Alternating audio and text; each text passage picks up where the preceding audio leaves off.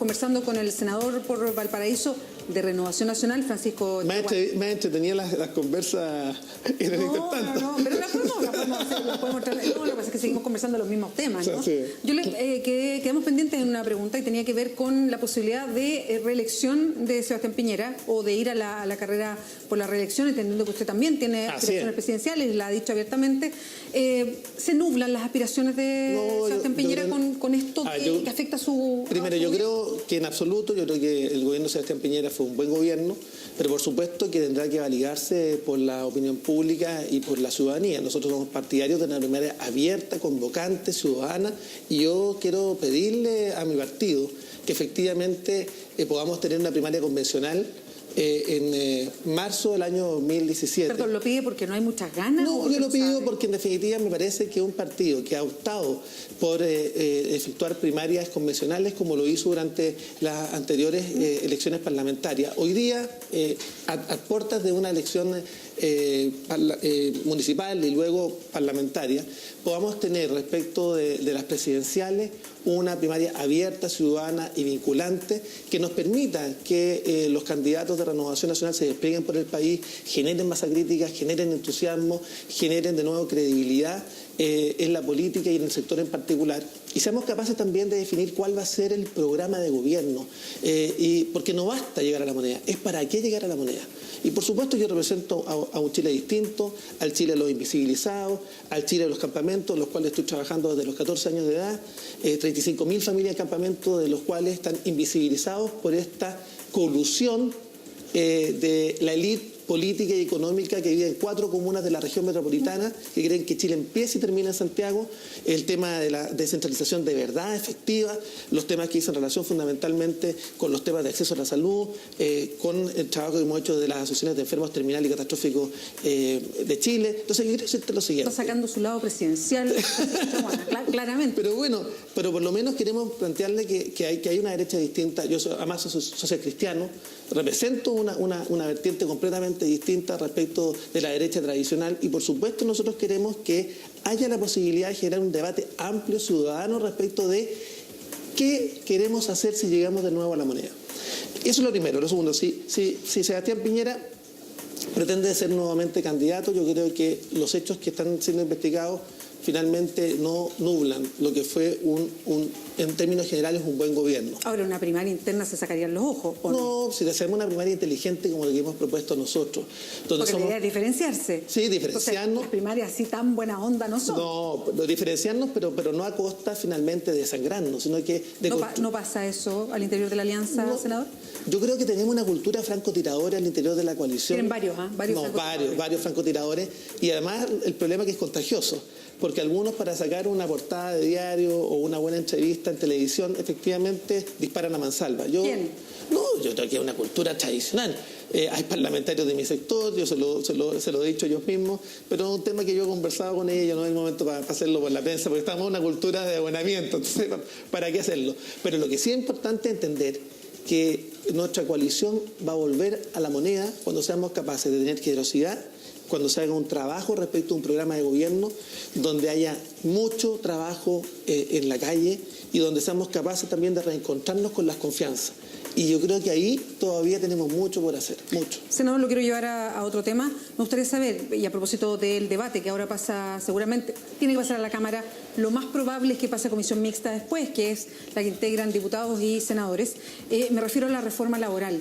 ¿Usted es de los que piensa también que si se aprueban algunos aspectos que ya han sido aprobados en el Senado, se debería ir al Tribunal Constitucional? A ver, primero señalar que esta es una reforma profundamente sobre ideologizada, una reforma además que va a matar a las pymes. Nosotros somos partidarios de una reforma laboral que equilibre la relación entre trabajadores y empleadores, pero no esta reforma. Pero no esta reforma. Esta reforma... Vamos punto por punto. Sí. Lo de sobre ideologizado, perdón, pero no hay ideología de un lado y de otro nomás.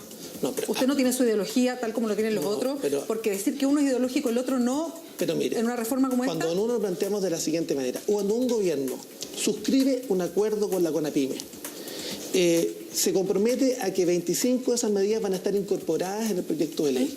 Y cuando en definitiva diseña un proyecto que va a matar a las pymes. Mire, te quiero decir lo siguiente. ¿Por qué va a matar a las pymes? Yo te lo voy a comentar. Y es bueno porque esta ha sido una discusión técnica, pero que no se ha bajado en su lenguaje y en su explicación. La negociación interempresa. Se rechazó en el Senado. Se logró rechazar en el Senado. Mire, nosotros sosteníamos claramente que acá un almacén de barrio de la Avenida Argentina, una pequeña panadería de Villa Alemana, no puede negociar, no tiene condiciones de equiparación en su equilibrio de fuerzas para negociar finalmente con un sindicato interempresa. Un sindicato interempresa de las condiciones contempladas en este proyecto de ley no hay en ninguna parte del mundo. Ninguna parte del mundo. En otras partes lo que hay es una negociación por ramal de actividad. Una cosa distinta y no podría... Que también se negó para este proyecto de ley. No venía ni siquiera de acuerdo en la nueva mayoría. Pero que eso era incluso mejor que lo que se está planteando. Porque lo que se está planteando es que las condiciones de que todas las pequeñas y microempresas, los microemprendedores, los pymes, que son los que mueven el país, que generan el empleo, no van a tener condiciones finalmente frente a una posibilidad de paralización por 10 días porque se van cortados, porque finalmente tienen que cerrar sus cortinas. Yo entiendo lo que usted dice, pero mi pregunta es, ¿usted protege a los dueños de las pymes o a los trabajadores de las pymes? No, yo protejo a los trabajadores de las pymes. Protejo finalmente a aquellos que tienen un trabajo y a los que dan trabajo también. Estoy de acuerdo. Entonces, ¿por qué se plantea todo en una desconfianza, como si la gente no entendiera lo que hace? Cuando a mí me parece que hay mucho de eso, y por eso le digo que hay ideología de un lado y de otro. Cuando escucho a los senadores que están en contra de la negociación interempresa, yo creo que hay varias cosas que uno tiene que mirar, sobre todo en la protección de las más pequeñitas, en fin, pero cuando uno mira, a ver, las pymes están compuestas por el dueño y por los trabajadores. Entonces, cuando se habla de proteger a las pymes, la balanza se inclina hacia el dueño y no hacia los trabajadores. Y esto se lo digo porque yo he conversado con muchos trabajadores de pyme que dicen, oye, la preocupación de las pymes siempre por el dueño de la pyme, pues, ¿y a mí quién me protege como trabajador? Entonces, porque en el fondo pareciera que hubiese más confianza en el dueño de la pyme y desconfianza en el trabajador de la pyme. A eso voy. No, en absoluto. Mire, yo quiero decir lo siguiente.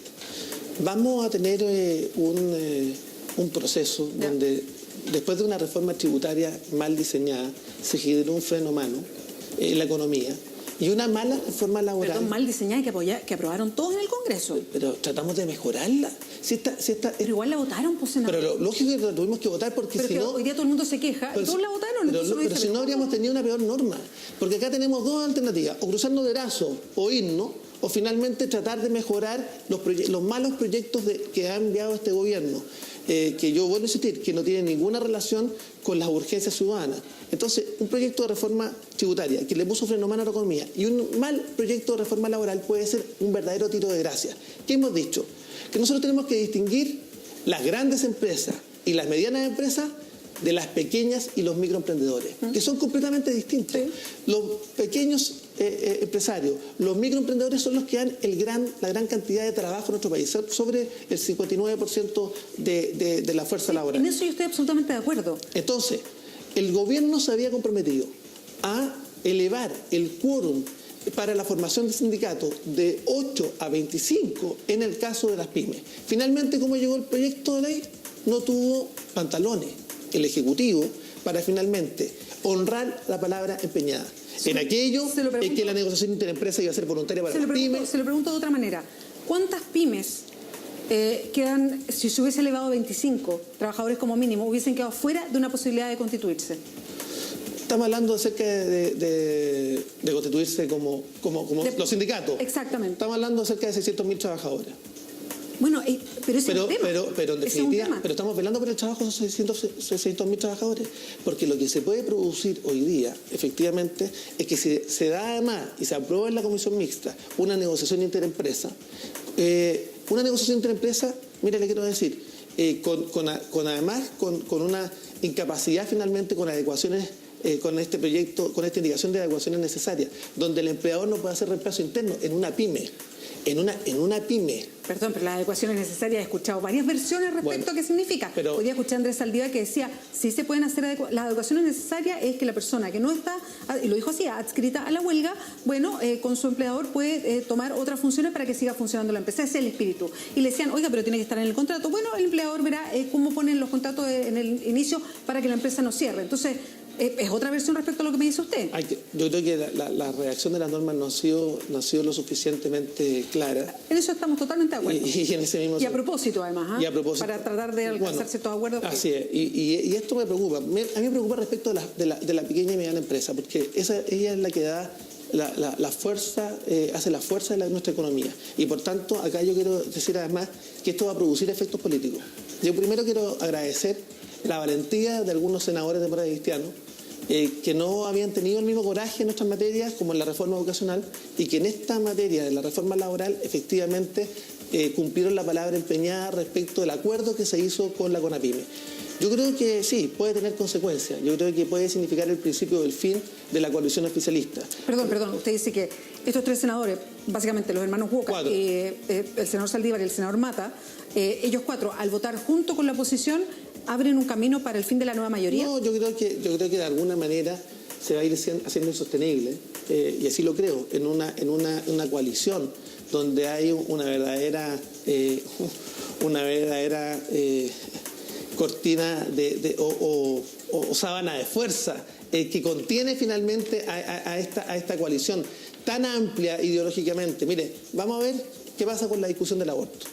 Y yo creo que también acá la democracia cristiana se va a jugar también la coherencia. Y vamos a ver cómo votan los senadores. Usted está por la tesis de Juan Pablo Letelier cuando habla de fisuras que son irreconciliables a propósito de la reforma laboral. Yo creo que las fisuras efectivamente van a ser permanentes y yo creo que se van a ir acentuando. Y yo creo que bien por la democracia cristiana, que por primera vez están mostrando coraje y esperamos que ese coraje se mantenga y sea capaz también de contener lo que es un gobierno de la nueva mayoría que se ha ido profundamente hacia la izquierda y yo creo que también ha perdido el rumbo respecto del país que queremos construir entre todos. Senador Francisco Chaguán, muchas gracias por acompañarnos. Muchas gracias, que le vaya bien, hasta luego.